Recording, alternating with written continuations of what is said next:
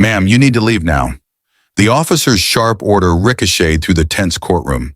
Charlene Wright, a 36-year-old black woman, clutched her legal documents, refusing to budge as whispers rippled through the spectators. "I have the right to be here," she said firmly, unwilling to retreat.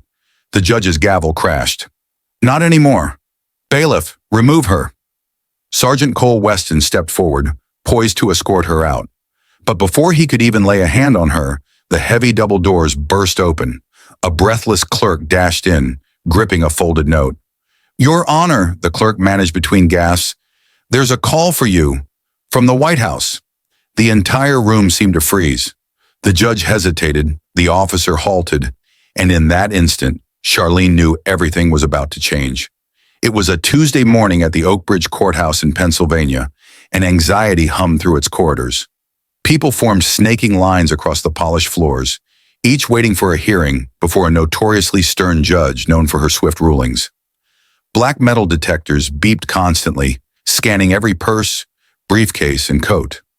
Outside, the imposing granite columns, massive wooden doors, and a gently waving American flag projected timeless authority. Inside, however, it felt like a furnace of fear and desperation. Harried lawyers in rumpled suits, families whispering fervent prayers, staff hurriedly typing at desks, the stale air thick with tension. In this swirl of commotion stood Charlene Wright, wearing a modest black blazer and white blouse. Her hair, neatly braided, framed a face both resolute and weary. She'd fought many battles in her life, from a difficult childhood to countless professional hurdles, but today carried a weight that pressed deep in her chest. She was here to testify in her own workplace discrimination case, claiming she'd been unjustly fired from a high-profile marketing firm. Charlene had meticulously prepared evidence to show the bias she had faced and refused to let this chance slip by. Seated in the same courtroom was Sergeant Weston, tall and broad-shouldered, a tense set to his jaw. Charlene sensed his eyes on her the moment she arrived. Maybe it was standard procedure, or maybe something else. Nearby, her attorney, Martin Ellis, a seasoned civil rights advocate, offered a nod of encouragement. Meanwhile, opposing counsel, representing the marketing firm, exuded the polished arrogance of someone who believed they would surely prevail. Judge Delgado, robed in black and wielding a piercing stare, emerged from her chambers. As the gavel slammed and formalities began, Charlene's heart pounded. She presented glowing performance reviews and abrupt changes in her evaluations after a new manager took over, one rumored to have made racially charged remarks. The marketing firm's lawyer sneered, depicting Charlene as merely a disgruntled former employee hoping for a cash windfall. The judge's expression remained cool, showing little sympathy. Then impatience flooded the courtroom, culminating in the judge ordering Charlene's removal. That was the moment Sergeant Weston moved toward her, yet the phone call from the White House changed everything. Even the officer froze, stunned. Charlene inhaled, realizing how drastically her life was about to be turned upside down. Whatever happened next, nothing would remain the same. A swirl of hope and dread coursed through Melissa Grant, a 34-year-old black woman, as she clutched her legal documents in the hallway of Lakeview Courthouse. She'd spent countless evenings preparing for this day with her attorney, determined to stand for what was right. Yet Melissa had no clue just how drastically her life was about to change. Tucked near the end of the corridor stood Sergeant Ryan Cook, tall and broad-shouldered, with a stern jawline and close-cropped hair. Though he often handled courthouse security, something about his posture suggested tension today. Melissa noticed him glancing her way, as if singling her out the moment she arrived. Her hearing was slated for 9:30 a.m. in room 306, an imposing space known for Judge Carolyn Townsend's exacting standards. Melissa slipped into a wooden pew, receiving a reassuring nod from her lawyer, Ethan Caldwell, a middle-aged advocate famed for championing civil rights. Across the aisle, the opposing counsel, representing Harborfield Marketing, cut a striking contrast.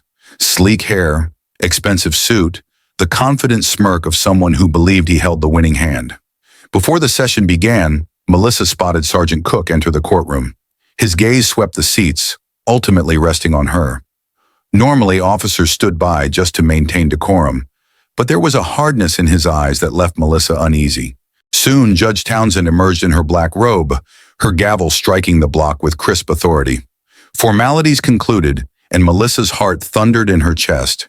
She was here to present evidence in her workplace discrimination case, proof of discriminatory emails, records showing she'd been repeatedly passed over for promotions despite outperforming peers. She yearned for justice, not only for herself, but for anyone else silenced by corporate machinery.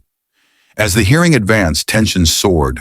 Caldwell displayed slides of Melissa's glowing performance reviews, and the abrupt shift after a new supervisor, rumored to have made bigoted remarks, took the helm. The defense counsel from Harborfield Marketing sneered, portraying Melissa as little more than a disgruntled ex-employee chasing a payout. Judge Townsend's demeanor remained guarded, her gaze shifting coolly among the attorneys, the projection screen, and Melissa herself. Melissa wondered if the judge harbored biases of her own. Her expression gave away nothing. Gradually, impatience thickened the courtroom air, and Melissa sensed she might be battling uphill. Then came the unforeseen clash. Right after Melissa finished responding to the defense's cross-examination, she requested permission to address the court again, claiming new evidence. The judge, clearly exasperated by how long the hearing had gone, gave a curt shake of the head. Her voice held a note of finality as she snapped, "We've heard enough for now." Melissa insisted, "Your Honor, this is vital." But Judge Townsend interrupted, "Not another word. Bailiff, escort her out if she won't comply." Sergeant Cook stepped forward, eyes locked on Melissa. For a split second, her pulse pounded with apprehension. She could feel every gaze in the room fixed on them both. Clutching her documents, she refused to budge. The swirl of hope and dread that had welled inside her only grew stronger, and she realized in that charged moment that everything she had built her life around was on the brink of a seismic shift. Judge Marjorie Whitfield rolled her eyes, snapping, "That's enough, Ms. Vaughn. You've had your time." When Marina Vaughn, a 35-year-old black woman, tried to clarify that she had newly uncovered emails the defense hadn't disclosed, frustration flared in Judge Whitfield's eyes. "I said enough," she boomed. "If you speak out of turn again, I will have you removed from my courtroom." Something about Marina's quiet resolve not to be silenced lit a fuse. Sergeant James Linton, who'd been standing at the rear doors, took an immediate step forward, as if ready for an excuse to remove Marina by force. Judge Whitfield's patience finally snapped. Pointing an accusing finger at Marina, she declared, "Since you refuse to follow instructions, Ms. Vaughn, I am ordering you to leave." Her gavel slammed again, its echo reverberating through the courtroom. A hush fell over the few observers present. Marina's attorney, Philip Santos, sprang to his feet, pleading for calm. He explained that Marina was under extreme stress, that this new evidence could drastically alter the case, and that no disrespect toward the court was intended. Yet his words fell on deaf ears. "Bailiff, remove Ms. Vaughn from my courtroom," the judge commanded. Sergeant Linton took this as his cue. He stepped toward Marina, an unmistakable willingness glinting in his eyes. The world seemed to tilt under Marina's feet. This was her chance to finally present on-record testimony about the injustice she'd endured. Being thrown out now meant her testimony could be invalidated, her evidence dismissed. Desperation gripped her. She opened her mouth to protest one last time, but Linton loomed in front of her, handcuffs jingling ominously on his belt. "Ma'am," he said sternly, "you need to leave. Now." Philip rested a gentle hand on Marina's shoulder. "Let's go," he whispered. "We'll figure out another way. Don't make this worse." Hot frustration stung behind Marina's eyes. She stood, gathering the files containing meticulously prepared evidence. Evidence that now seemed worthless. Stares bored into her from every direction. Some radiated pity, others smug satisfaction. Their looks only magnified her sense of injustice. Linton clasped Marina's upper arm, guiding her firmly into the aisle. A flush of indignation lit her cheeks. Why was it always so simple for those in positions of power to silence black voices? Anger simmered beneath her composed demeanor. She was no stranger to adversity, but this cut deeper, a betrayal of the very system that promised justice and fairness. Quietly, yet with trembling poise, Marina walked toward the double doors. The entire confrontation lasted mere minutes, but it felt like a lifetime's worth of humiliation. Just beyond the threshold, Linton tightened his grip for a moment, as though to remind her she was under his control. She bristled but said nothing. Maintaining composure was her only hope if she wanted any chance of salvaging her case. Her mind spun with questions. Would her new evidence remain unseen? Could she still fight a judge who seemed bent on shutting her down? Striding past the security station, Marina vowed to find a way to reveal the truth, no matter how many doors were slammed in her face. Simone Tucker, a 38-year-old black woman, could feel the weight of the entire courtroom pressing against her back as she stood in the corridor. She'd just been ejected from Riverwood Courthouse by order of Judge Mullins, and every glance from passers-by stung like a reminder of her humiliating removal. Little did Simone know that her real battle was just beginning. The moment she crossed that threshold, time seemed to slow. Sergeant Elijah Reese, the officer who had escorted her out, scribbled notes on a small pad, occasionally glancing at Simone as though every breath she took was further evidence of wrongdoing. She resented his scrutiny, but she worked to maintain composure, folding her hands in her lap. Beyond the courthouse's tall windows, bright sunshine poured over the city streets, where life carried on as usual. Cars zipped by, and people bustled about their errands. Meanwhile, Simone's world had ground to a halt. After what felt like an eternity, Reese tucked his notepad into his vest pocket. Straightening, he looked ready to usher her off the premises.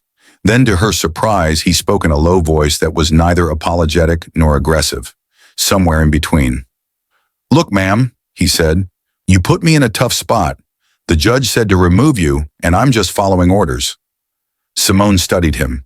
It sounded like another variation of, "I'm only doing my job," the same excuse marginalized people had heard countless times. She swallowed her frustration, keeping her tone calm. "Sergeant, I understand you have duties, but it also matters how you carry them out." His features hardened, as if the hint of humanity he'd just shown instantly dissolved under the weight of authority. "If you have an issue, take it up with the judge. I don't make the rules." He turned on his heel. Before he could walk away completely, Simone quietly said, "One day you might face injustice yourself. Remember how you treated people when you had the power." He paused, but then continued without a word. Simone watched him go, experiencing a swirl of pity, anger, and renewed determination. Maybe he was just a cog in the system, but she knew even cogs decided how roughly they turn. She stood collecting her scattered legal files and whatever dignity remained. The hallway felt strangely empty. Carlos Peak, her attorney, was nowhere in sight.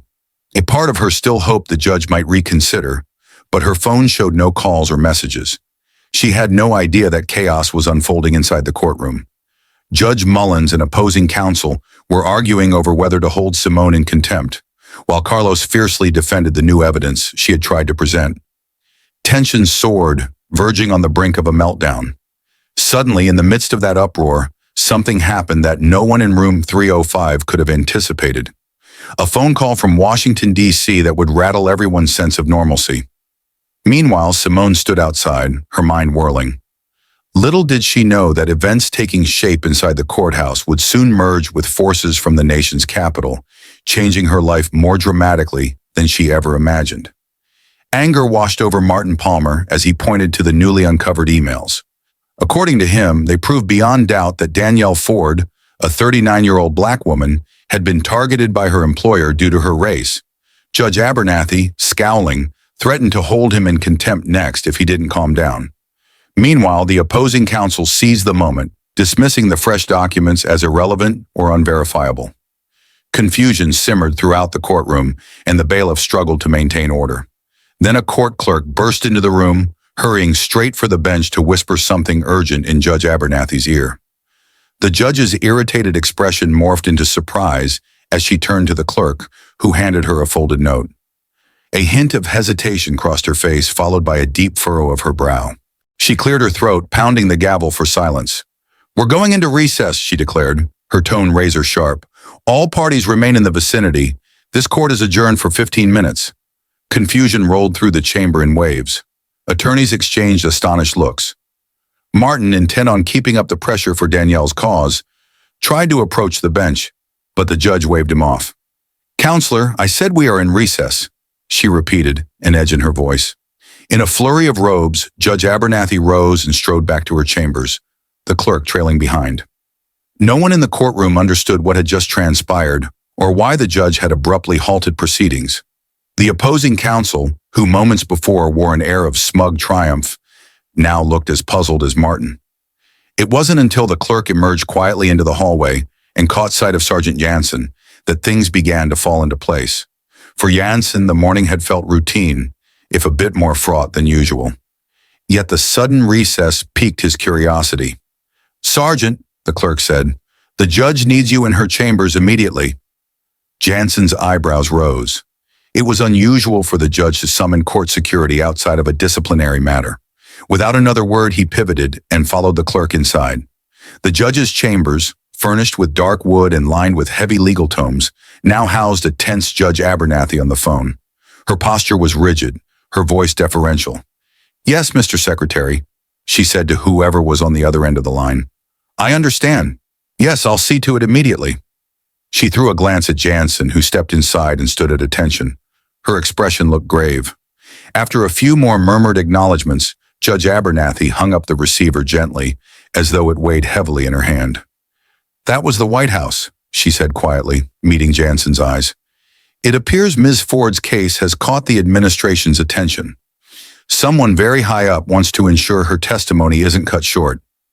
Sergeant Jansen felt a jolt of disbelief. The White House. He'd heard about the administration's recent push to scrutinize discriminatory practices, but never imagined it would touch a single courthouse in Meadowlark County. "This changes matters," the judge continued, a stark note of resolve in her voice.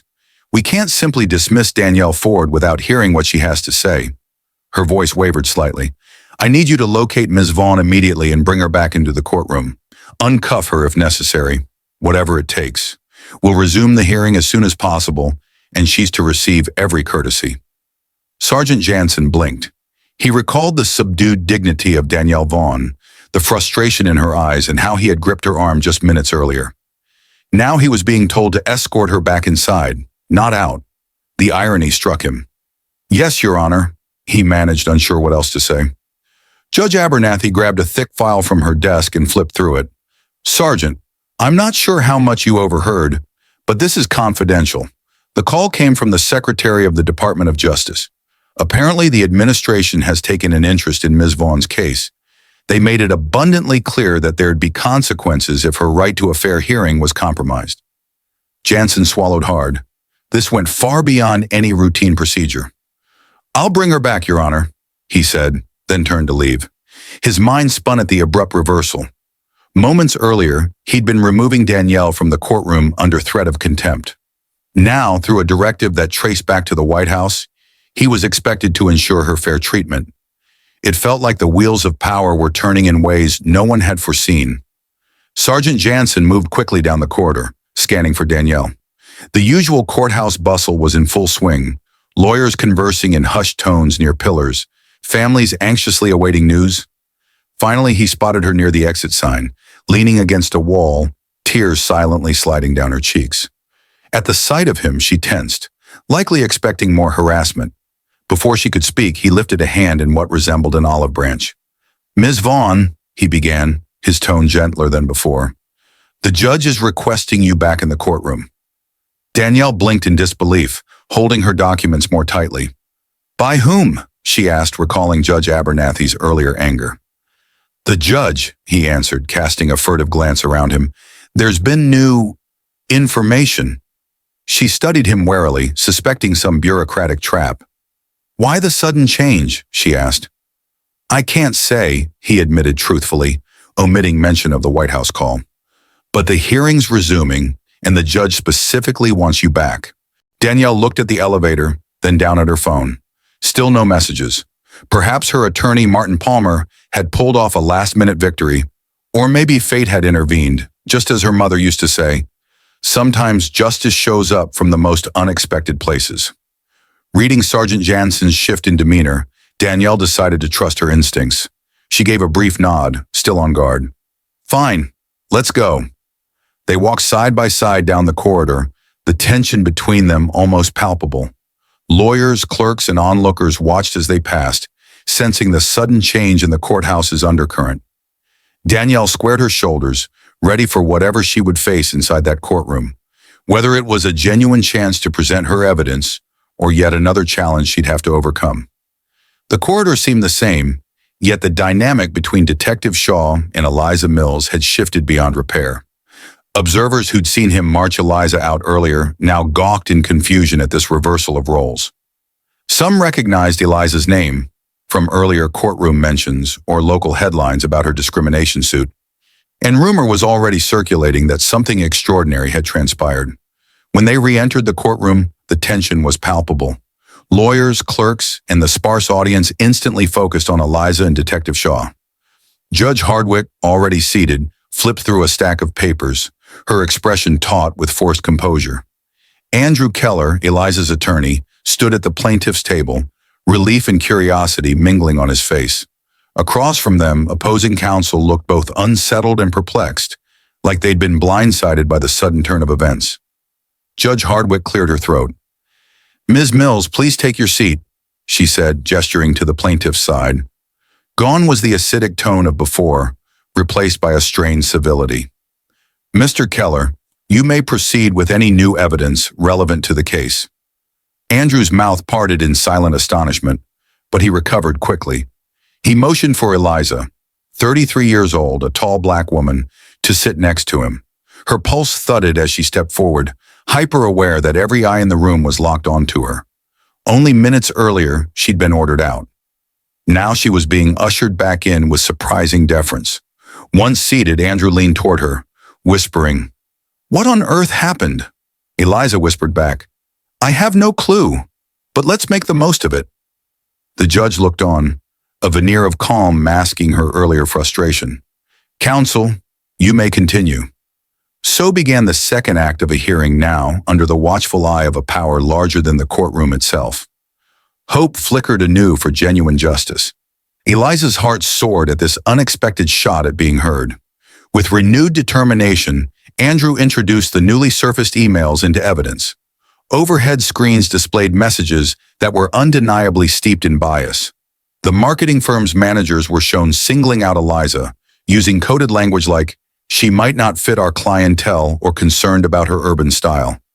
Another thread showed her bonuses downgraded without reason, while less qualified co-workers got promotions. Gasps rippled through the room. Even Judge Hardwick, who had seemed indifferent, now appeared visibly disturbed by the overt prejudice captured in these exchanges. The defense sputtered objections on grounds of relevance and authentication, but Andrew methodically walked through each digital trace, complete with metadata that tied the emails to specific managers and timelines.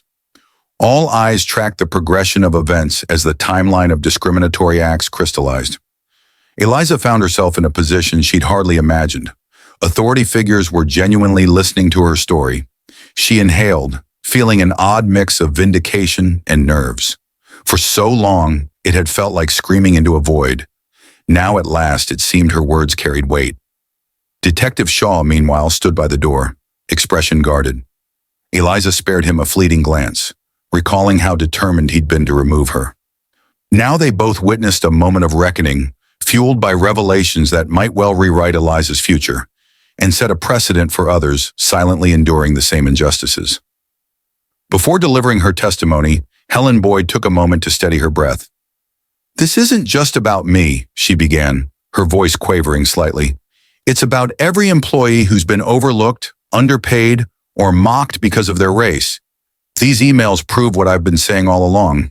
They show a pattern of discrimination, one that keeps going if nobody stands up to it." A profound hush settled over the courtroom. Even the opposing counsel leaned back in his chair, the smugness he'd radiated only minutes earlier dissolving. He seemed to grasp that these emails weren't a trivial inconvenience, but rather a legal time bomb that could produce major consequences well beyond Helen's individual lawsuit. Over the next hour, Jacob Evans, Helen's attorney, painstakingly presented the context for each email.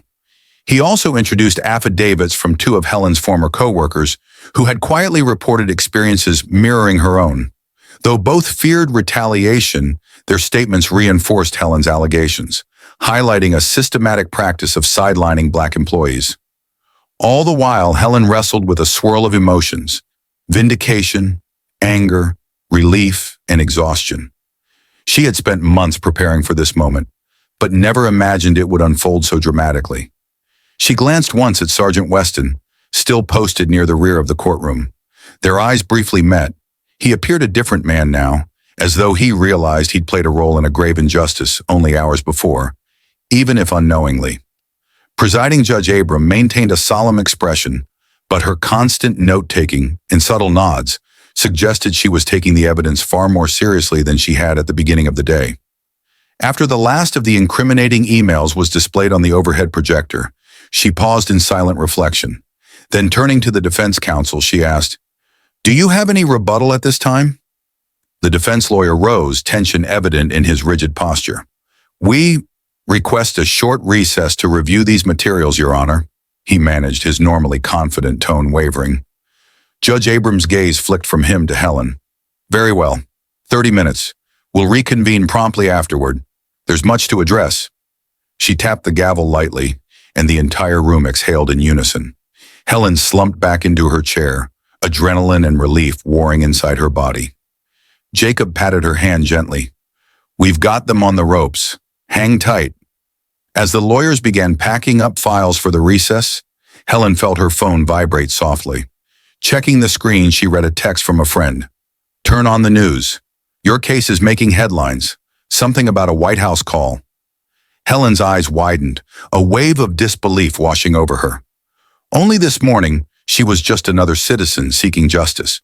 Now she seemed to be at the center of a national story. It felt surreal, and part of her worried about how it would impact her already tumultuous case. Yet amid the disbelief, Helen sensed a spark of hope. If people across the country were hearing her story, it might force real change. Whatever happened during the recess, she knew she had come too far to let fear or doubt derail her pursuit of the truth. And for the first time all day, she allowed herself to believe that the justice she'd long sought was finally within reach. She felt simultaneously at the center of a national storm and balanced on a knife's edge of optimism. During the recess, the corridors of Havenfield Courthouse buzzed with speculation. News spread that the federal government, or at least someone high up, was leaning on the judge to ensure a fair hearing for Carmen James, a 37-year-old black woman fighting for her right to expose workplace discrimination. Some whispered the judge was under direct threat of investigation if she failed to give Carmen a fair shot. Others claimed a top official had demanded no more bias. The most outlandish rumor suggested the president himself had called, urging the judge to do the right thing, though nobody could confirm that. Carmen and her attorney, Peter Leung, ducked into a quiet corner near a row of vending machines to regroup. Peter fired off a few texts to journalist contacts, verifying that the story had gone national. It appeared someone had leaked Carmen's newly unearthed evidence to the press, and the severity of the discrimination case had caught the administration's eye. "This is huge," Peter muttered, glancing at his phone's lit screen. "They're saying this could set a new precedent for federal anti-discrimination enforcement." Carmen's heart pounded. "I never wanted this kind of spotlight," she admitted softly. Peter gave her a sympathetic nod. "Sometimes the spotlight finds you. If we handle this well, you could help reform a broken system." She lowered her gaze, thinking of her daughter Alexis back home. Social media was already aflame, and she dreaded the possibility of hateful or personal attacks. Still, if enduring that was the price of shining light on injustice, Carmen was prepared to see it through. A voice behind them made both flinch. "Excuse me," said Sergeant Ian Wade, hands at his sides.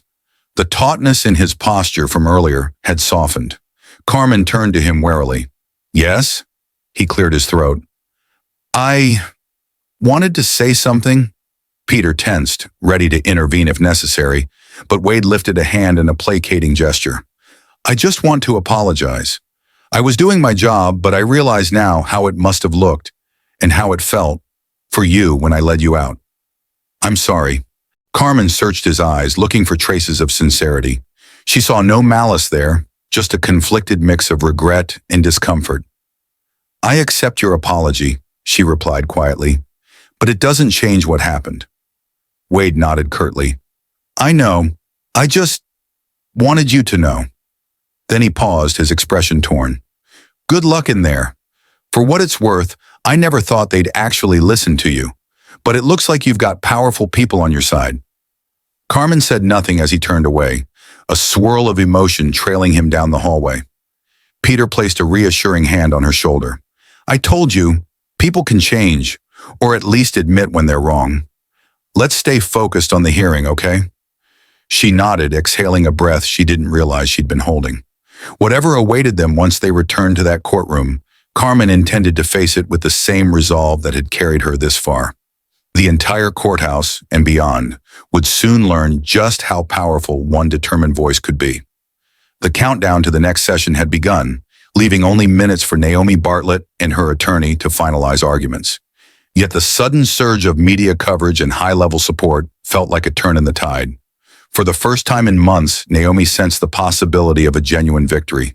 The remaining proceedings almost seemed anticlimactic by comparison. The defense scrambled to suggest that the damaging emails were unrepresentative, claiming the company's overall policies were inclusive. But the damage had been done. Judge Rosenberg scheduled a separate hearing to assess damages and possible injunctive relief. Meanwhile, a Department of Justice liaison requested all case records for potential federal review. When the gavel finally descended, declaring the session adjourned, Naomi slumped back in her seat, physically and emotionally drained. Her attorney, Dominic Reyes, flashed a triumphant smile, giving her a brief congratulatory hug. "We did it," he whispered, though both knew the legal battle was far from finished. Outside the courtroom, reporters armed with cameras and microphones descended. The case had exploded into public awareness, partly thanks to rumors of a White House phone call. Unaccustomed to the onslaught of questions and flashes, Naomi tried to keep her composure. Dominic guided her through the throng, providing short statements about how this win was a triumph for civil rights and a clarion call for companies still practicing bias. Meanwhile, Naomi mustered a few words of her own, her voice reverberating through the chaos of camera shutters. "I only want justice," she said quietly yet resolutely. "Not just for me, but for anyone facing discrimination. I hope this inspires people to speak out." Her remarks echoed across local broadcasts, then quickly spread to national outlets.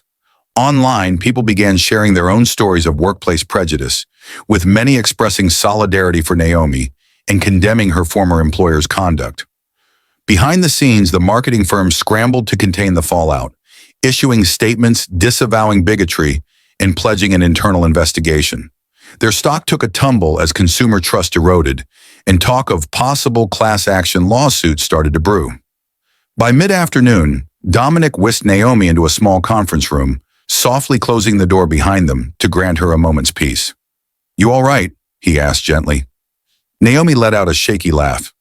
"I'm not sure. Today's been unbelievable. Did we really have a DOJ observer in the courtroom and a phone call from the White House pushing the judge to let me speak?" Dominic grinned, pride shining in his eyes. "We did. Congratulations. You've made history here, maybe beyond." Exhausted, Naomi dropped into a chair, a wave of relief washing over her. She was 34, a black woman who, until recently, was just another citizen fighting for a fair chance. Now she felt the weight of a national spotlight and a real shot at forcing systemic change. As she let the magnitude of the day sink in, Naomi couldn't help thinking of all the people who'd been silenced by corporate policies or biased institutions. For them, and for herself, she vowed to see this fight through, wherever it led. After all, the doors that had opened today might stay open for countless others who yearned for their own long-overdue justice. As Naomi Bartlett rubbed her temples, thoughts of her daughter Maya and the months of stress leading to this moment weighed heavily on her. Gratitude mingled with lingering disbelief. Sitting in that quiet conference room, she had a realization, one that felt profound. Even when a system seemed rigged, even when those in power appeared immovable, a single spark, whether a timely phone call, a leaked document, or the courage to speak out, could shift the balance of power. Her hope rekindled. She was not alone in this fight for justice, and neither were the countless others who faced discrimination every day. Later that evening, after the courthouse emptied, Sergeant Daniel Holloway walked the silent halls, the usual daytime chaos now replaced by an eerie stillness. Overhead lights flickered softly, illuminating the worn-out walls and wooden benches, reminders of the many stories, of triumph and injustice, that had played out in its rooms. Pausing near courtroom 307, Holloway exhaled deeply, the day's events replaying in his mind. He had never witnessed such a drastic shift in power, nor had he ever felt so personally implicated. Something inside him had changed. Maybe it was the fire in Naomi's eyes, her unwavering resolve even as he had forcibly removed her. Maybe it was the intervention from the White House, proof that someone, somewhere had been watching. He pulled out a small notebook and flipped through his notes, security logs, courtroom entries and exits, an incident report detailing Naomi's removal. He read over the words carefully, and for the first time, they felt heavier. What had once seemed like standard procedure now carried the weight of something much darker. He had always prided himself on being impartial, on upholding the law, but today he had been complicit in silencing a black woman who was simply fighting for her rights. The realization sat uncomfortably within him. Slipping the notebook back into his pocket, Holloway made his way toward the exit. As he passed Judge Rosenberg's chambers, he noticed the faint glow of a lamp through the frosted glass. Was the judge still inside, grappling with the weight of what had transpired? Outside, the evening air was cool against his skin.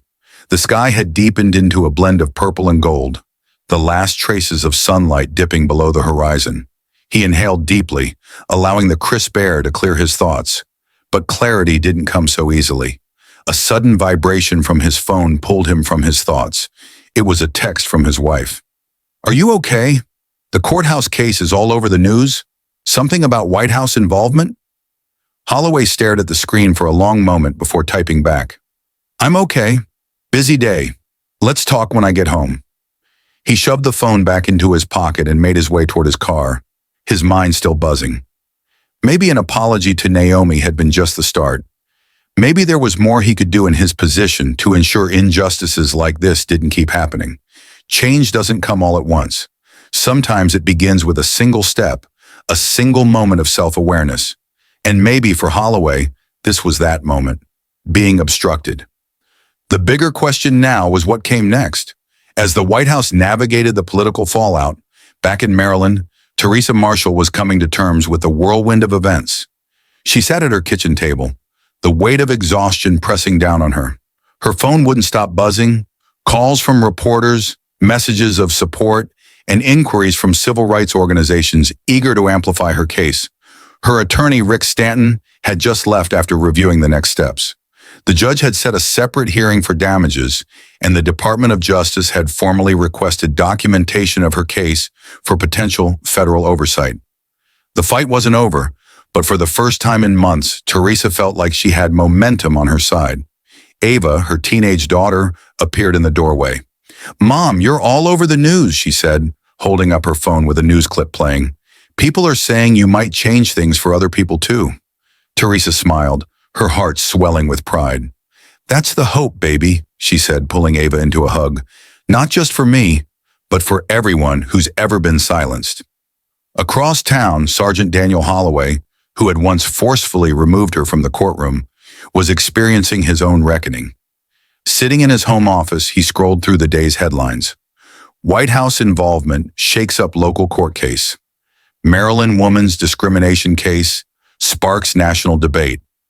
Sergeant who removed Teresa Marshall faces backlash.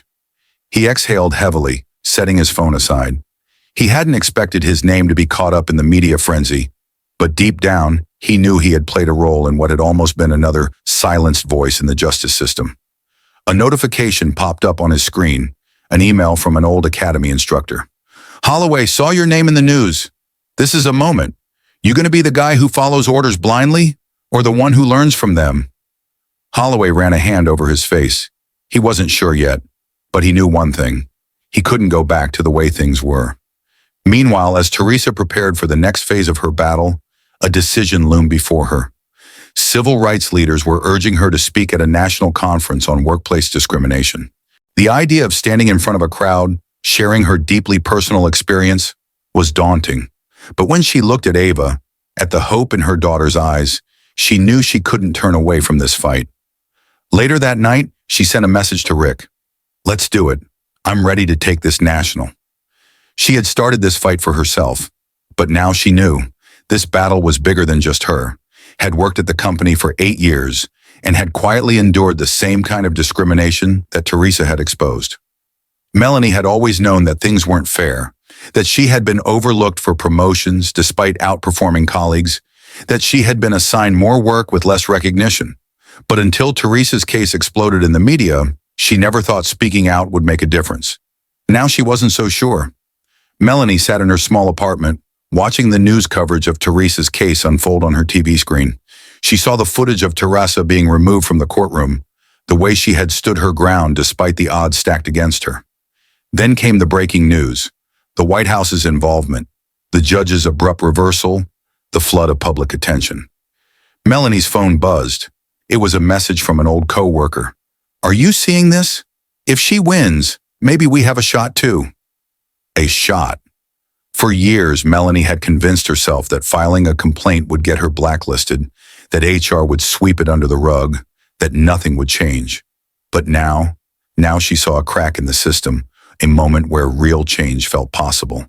She texted back, "I think it's time. Let's talk." Meanwhile, at Teresa's home, her phone rang again. Another unknown number. She hesitated before answering. "Miss Marshall?"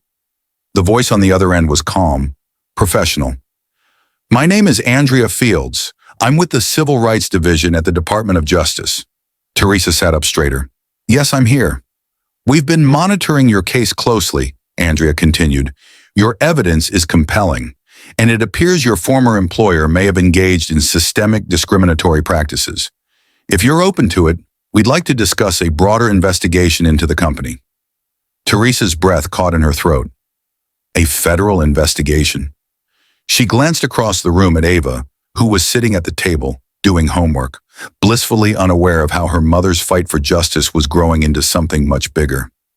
Teresa had started this battle just trying to clear her own name, but now this was becoming something far greater than she had imagined.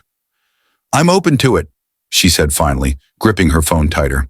"Tell me what I need to do." As the weeks passed, the pressure mounted on the company.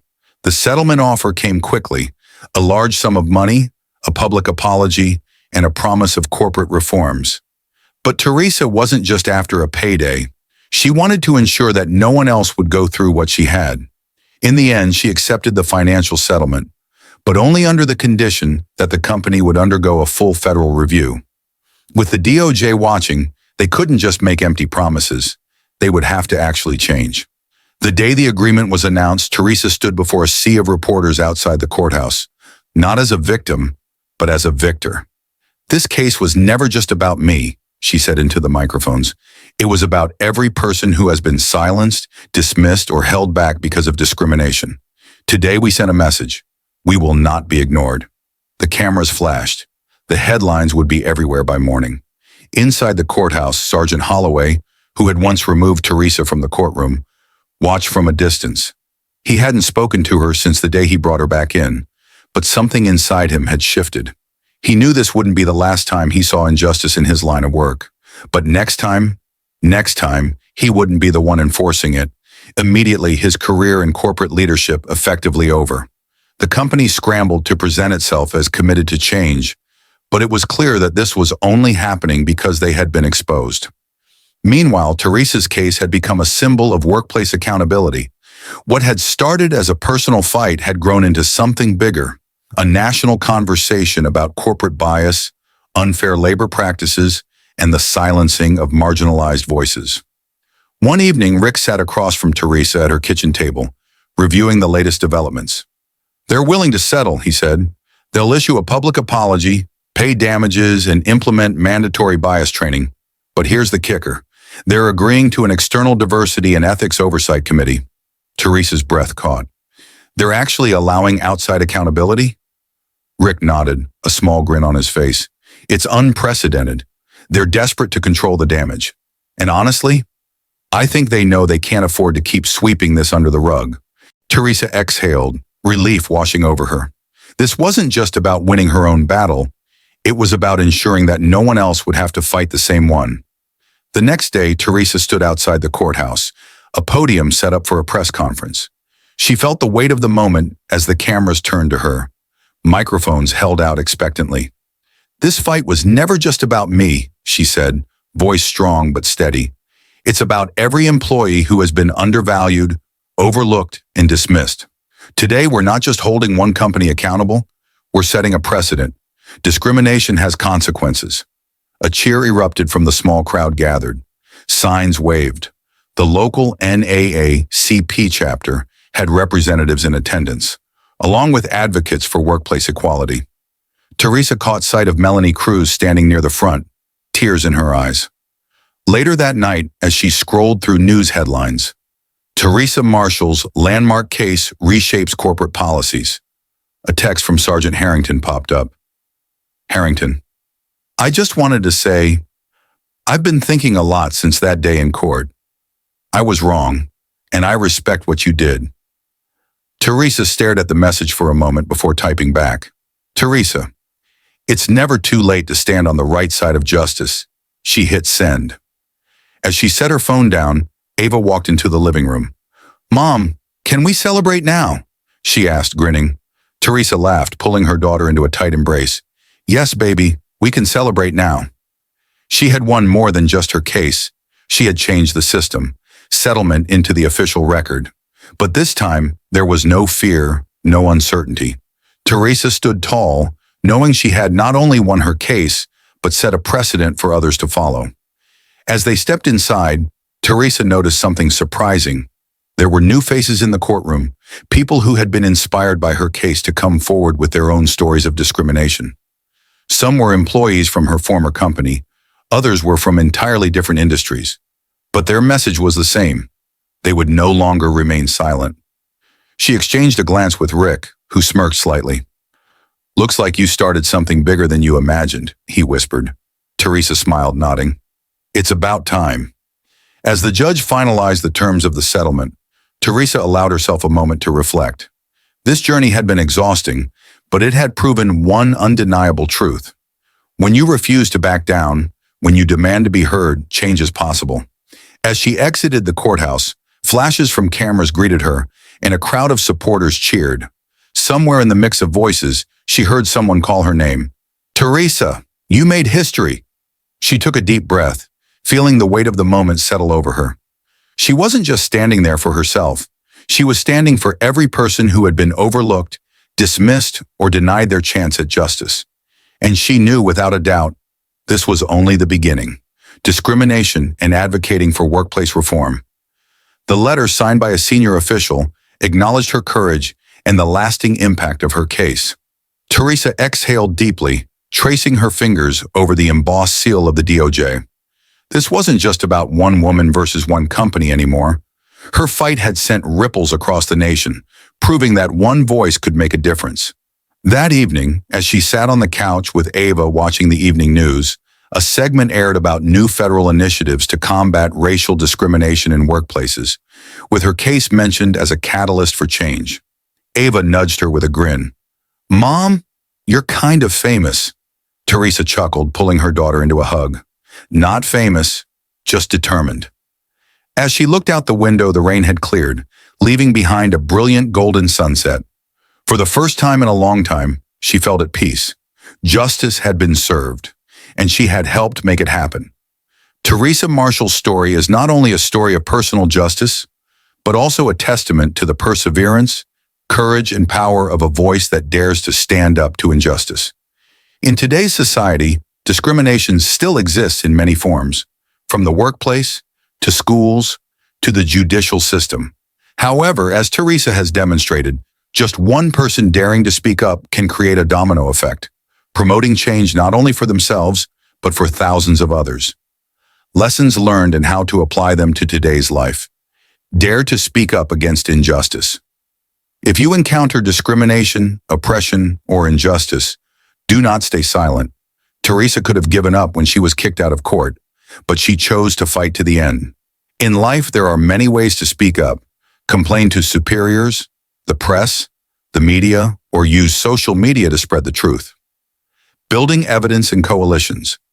Teresa doesn't rely solely on emotions, but has clear evidence, emails, witnesses, specific data, to fight discrimination. When faced with injustice, collect evidence, find supporters, and leverage the power of the community to protect yourself. Use media and social media wisely. In the story, the media played an important role in getting the White House to intervene and the company to take responsibility. Today, you can use Facebook, YouTube, TikTok, or other platforms to share your story, raise awareness about social issues. Every like, share, comment can help spread the message of justice. Don't just fight for yourself, help others.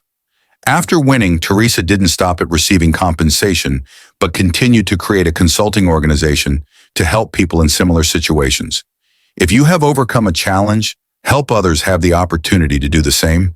A small action today can change someone's life tomorrow. Believe that change is possible, even if it comes from unexpected places. Sergeant Harrington was originally part of the oppressive system, but eventually he changed, learning to stand on the side of justice.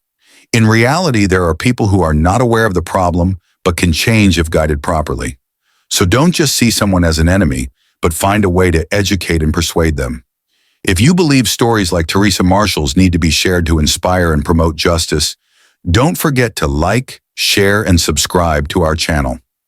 Every share you make can help someone find their voice. Comment your thoughts. Have you ever witnessed injustice in your workplace or life? What would you do to fight it? Don't forget to turn on notifications so you don't miss the next meaningful stories. Justice doesn't come naturally, it requires people to stand up. Are you one of them? Strong.